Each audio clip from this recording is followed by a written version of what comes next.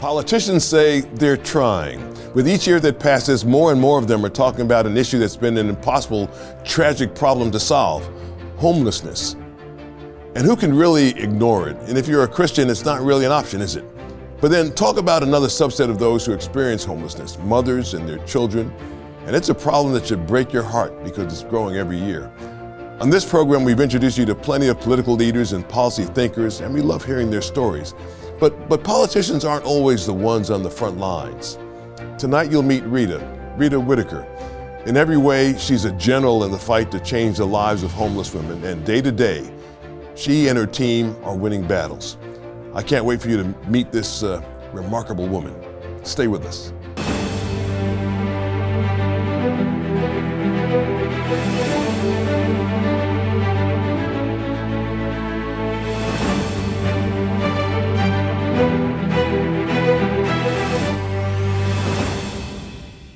How's this for a story?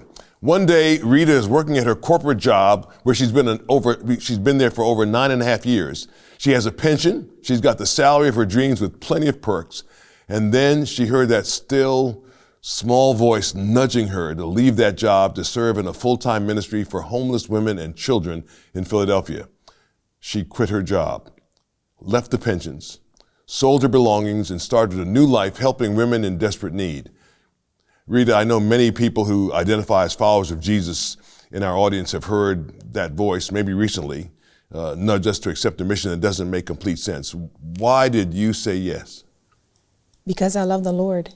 You know, when you're in love with someone, it's kind of like they just say, hey, run away with me. And you just have this reckless abandon where you just follow, you just go. That's one. Oh, so what you're saying is the way it ought to be for Christian people, for people who profess to follow Jesus, but it's not that way, I don't think, for lots of people. I think there are lots of Christian people who would. So tell me about growing up. You grew up where? I grew up in Germantown. In Germantown. Not too far from the home that I run for the moms and the kids. Right. And you went to high school and college? I did. I went to private Catholic school for high school. Then I wanted to run around with the boys, and my mom and dad took me out, ended up going to public school. And right from there, I went into this corporate job, actually. Wow. And was working there for over 9 years. And that was when I heard the voice of God to call me into full-time ministry. Wow. Yeah. Wow. Did people think you were crazy?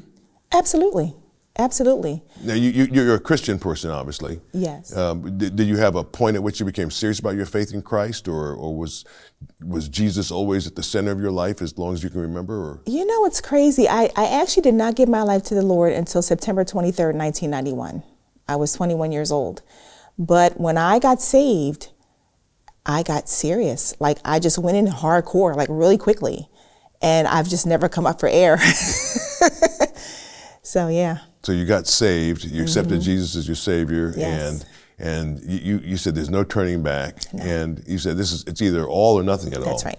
That's right. Which is not how it is for lots of people. For lots of people, it's like, well, you know, this is a family thing. You know, we go. I mean, I think there are a lot of good people, and there are a lot of people who go to church who don't mean anybody any harm, and I think they go regularly and they give a tithe or an offering and they sing the hymns, and they may read scripture, maybe not, but they identify as Christian people.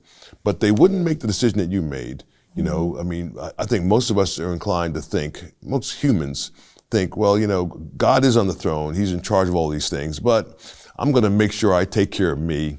I'm not going to take any chances here. If I have a shot at making a good salary and having a pension and having a nice, comfortable life, wouldn't the Lord want that for me anyway? So I'm gonna go for my comfortable life, and even if I hear God's voice calling me, I'm gonna say, Lord, in time, you be patient. Let me get my stuff first. Right. You didn't do that. No. So what did your pastor say to you? Did you talk to your pastor about it? I did. And he told me to wait because I was literally 6 months from vesting with my pension. And so I went to him and I said, hey, God is calling me to do this. You know, I want to serve these moms and kids, and I'm going to quit my job and I'm just going to go do it. I'm going to be a missionary in the inner city in Philadelphia. And he's like, whoa, wait a minute now. You know, God can wait 6 months. I know you want to do this. I know you're excited. He said, but God can wait 6 months. And I just politely said, no, I can't wait 6 months. This is what I know I need to do, and I need to do it now. And I don't know, there was just a sense of urgency for me to do this. And so I did. Yeah. How'd you know? What made you know this is what you're supposed to be doing? You know, it's crazy. I was in my office window. This is how it kind of started. I was in my office window overlooking the Love Park. And as I often did, I'm a people watcher. And I was in my office window overlooking the Love Park. And all of a sudden, I'm watching the people walk down the street. And all of a sudden, their faces looked blank. And they looked like zombies. And they were just walking like this down the street.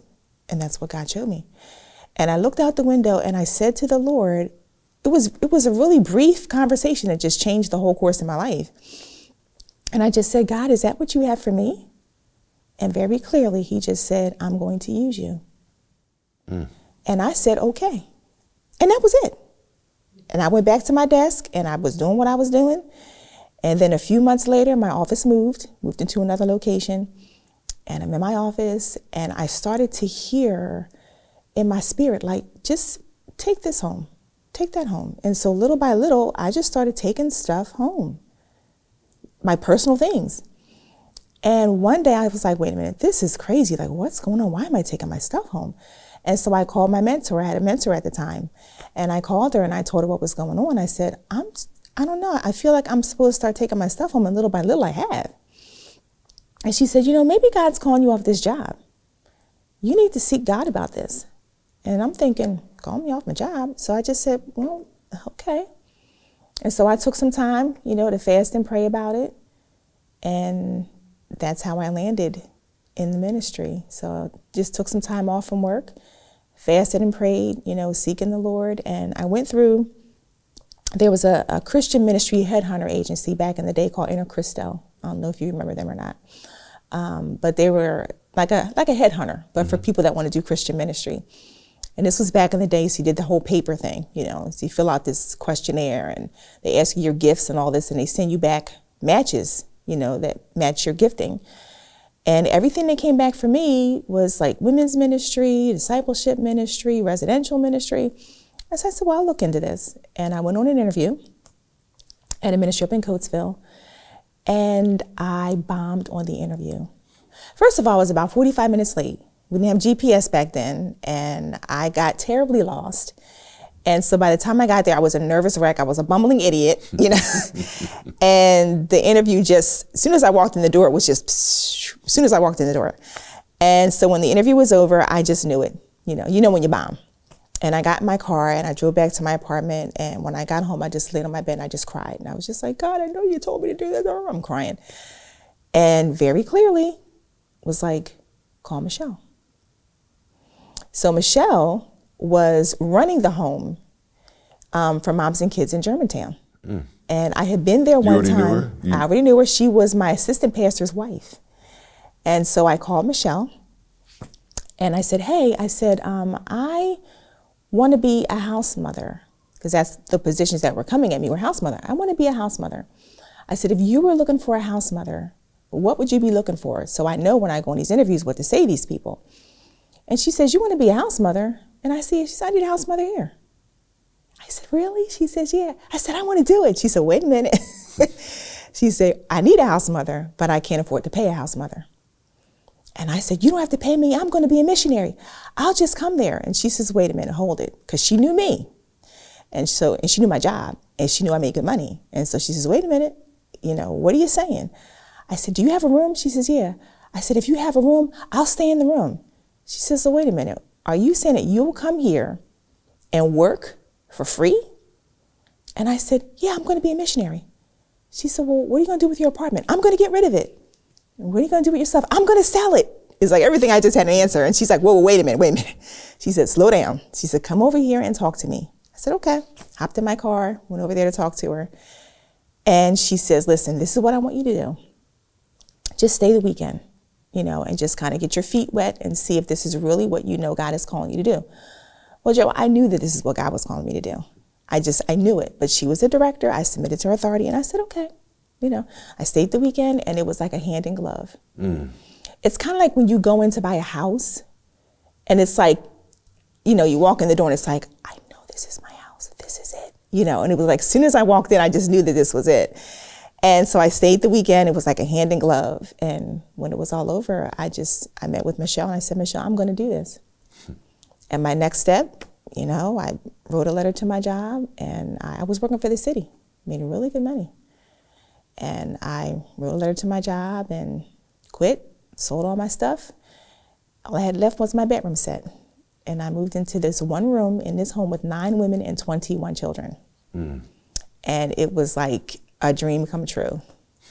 And my family thought I was crazy. Everybody, my pastor, everybody thought I was crazy. My family's like, first she's talking all this Jesus stuff.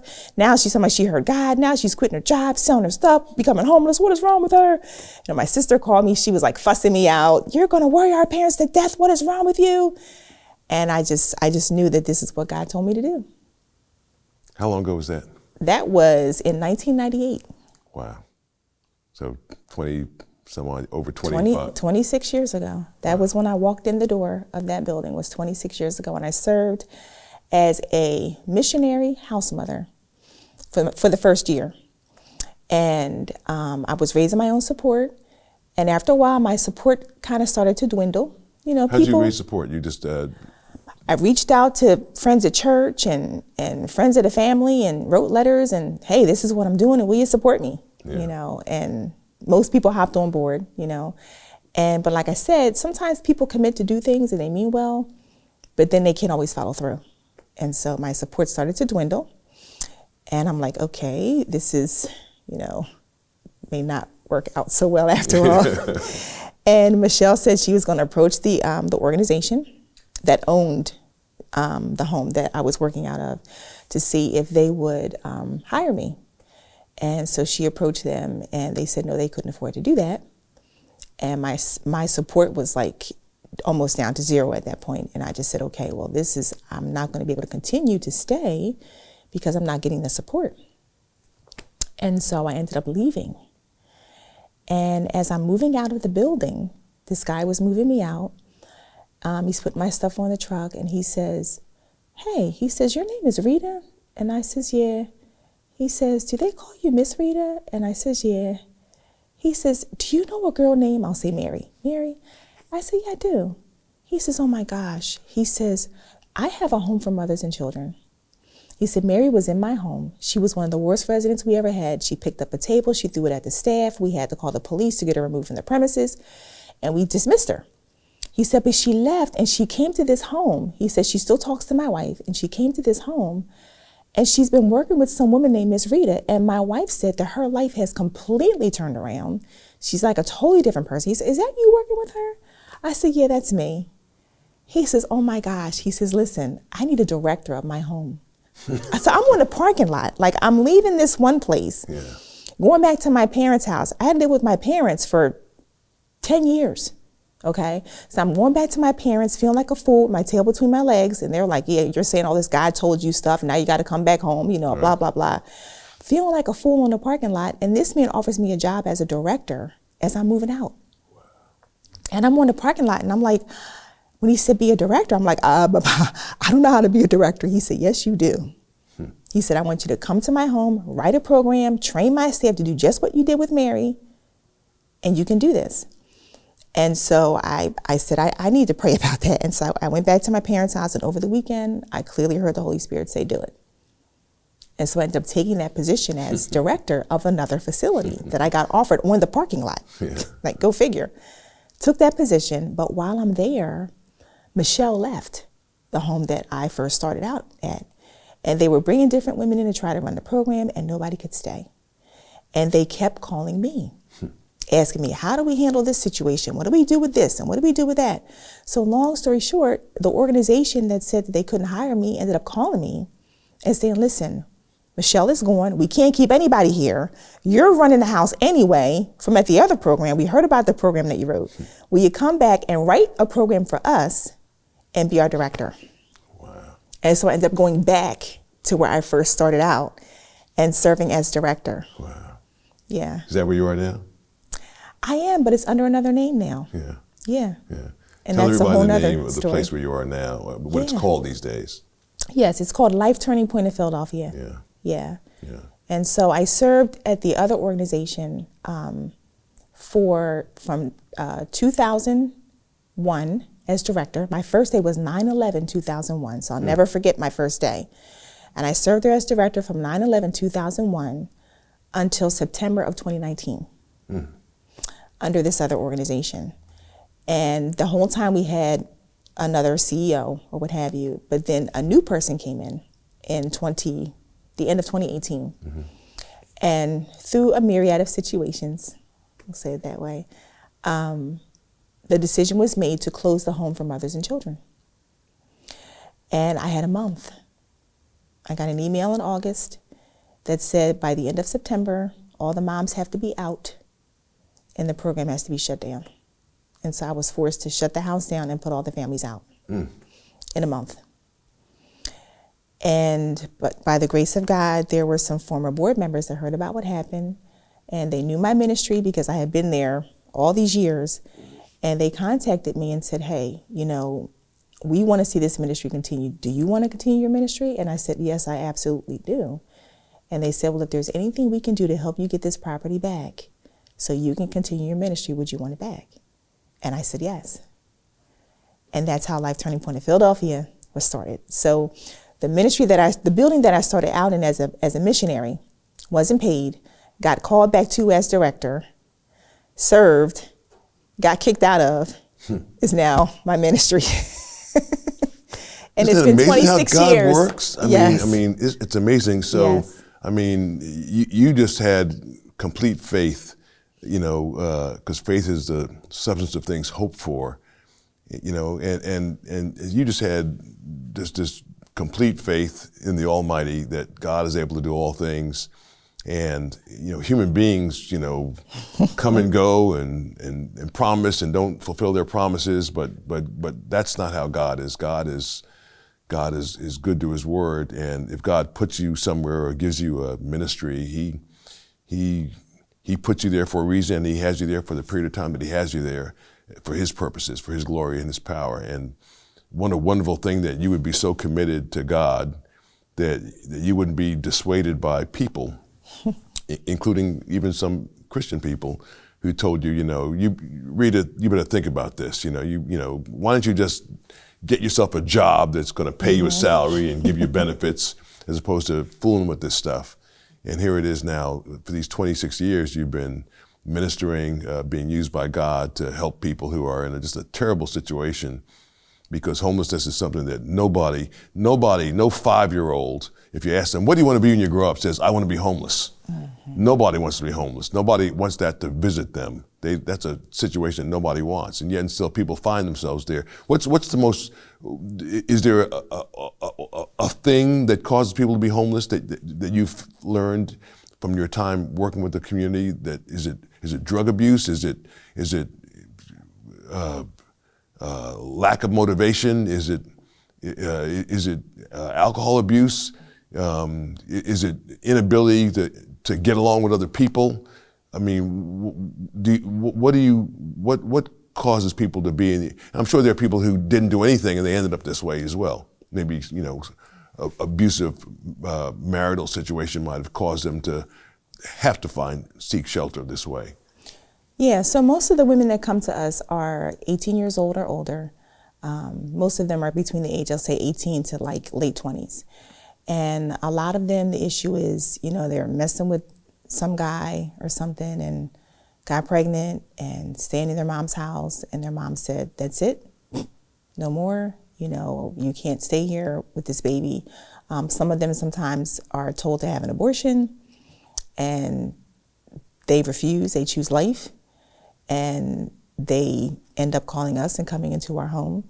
We've had moms that have they lost their job, you know, couldn't afford to pay their rent, or a lot of them were living with the man who now is no longer willing to meet the needs of the household, or he ups and leaves or something like that, and now they're stuck holding the bag. There's a lot of marijuana usage now, unfortunately, and so we have a lot of women that are, you know, they're smoking weed all the time, and they're not working, and as a result, they end up losing the place where they're living. There's a lot of recurring homelessness. So you have women that were in the city shelter system. There's this thing that they're doing now called rapid rehousing, where they pretty much, if you're in a shelter, we'll just give you a house. As long as you're in a shelter, you sign up for housing and we give you a house. Well, these women are not being taught the skills that they need to maintain the house, and they're not dealing with their character and those sort of things. So they end up homeless again and coming back into the system. And so we see a lot of that as well. Women that went through the public shelter system, got their housing, free housing, didn't get a job to maintain the housing, and ended up losing it because they didn't have the skills to keep it. Wow. Yeah. Our special guest, and I think you can see why, is Rita Whitaker, founder and executive director of Life Turning Point of Philadelphia. We'll be right back. You're watching Joe Watkins' State of Independence on Lighthouse TV. Positively different. Share your comments about today's program in the comment box at joewatkins.org.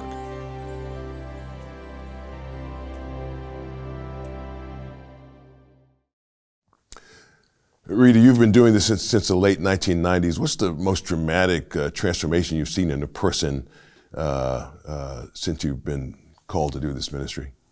Well, I will say a situation that really impacted me deeply. We had a young woman living with us, and she was a pretty good resident. She went out with her, she was about to graduate from our program, actually. They're with us for 18 months, and they graduate, get permanent housing, et cetera. And this mom was about to complete the program, and she went out with her sister this one night to purchase things for her mother's surprise birthday party. And curfew came around, and she wasn't home. And it wasn't like this young woman to break the rules. You know, she just wasn't that kind of resident. And so curfew came and she wasn't home, and I got a little concerned, and then shortly thereafter the phone rings and it's a man's voice. And he said he was a police officer and that she was in the hospital and that there had been an accident. And so he put her on the phone, and she told me that she was out with her sister, and her sister was shot in the head while she was driving down Broad Street, and the car crashed and her sister died in front of her. And I said to her on the phone, and this was a tragic situation, but it was the one situation over the years that has always stuck with me more than any. And she's at the hospital with her family, and this was her twin sister. They were very close. And I said to her, I said, you don't have to come home tonight. I know that you probably want to be with your family. You know, I said, so as long as you need to take it. And handle your business, be with your family, you know, don't worry about it. And she just says, yeah, I'm coming home. And so all I heard was home. And so I said, right. I said, that's right. Take as much time as you need, you know. And she started to cry, and she said, no, I'm coming home to you. And that was something that touched my heart, like no other situation that I've ever had with a mom. Because at such a tragic time in her life, of all places she wanted to be at a home with homeless women and children, people that weren't even her own family. And I've always known that our ministry was special, you know, but it wasn't until she said that, you know, that I realized how special we really were.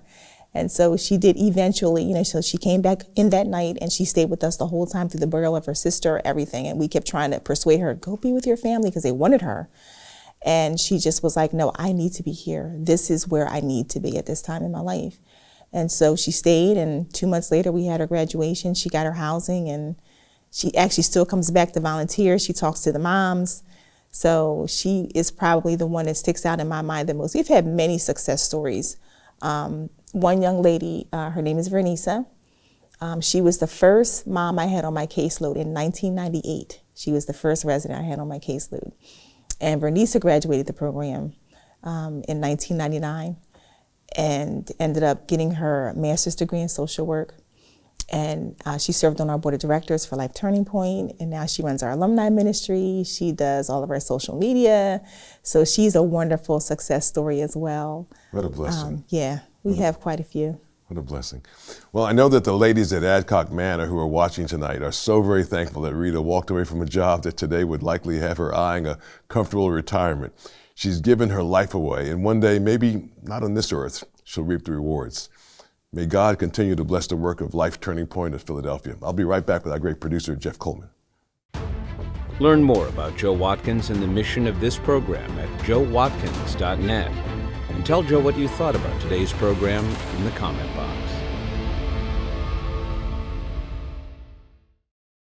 And now let's talk to our great producer, Jeff Coleman. I think it was a pretty special conversation with Rita.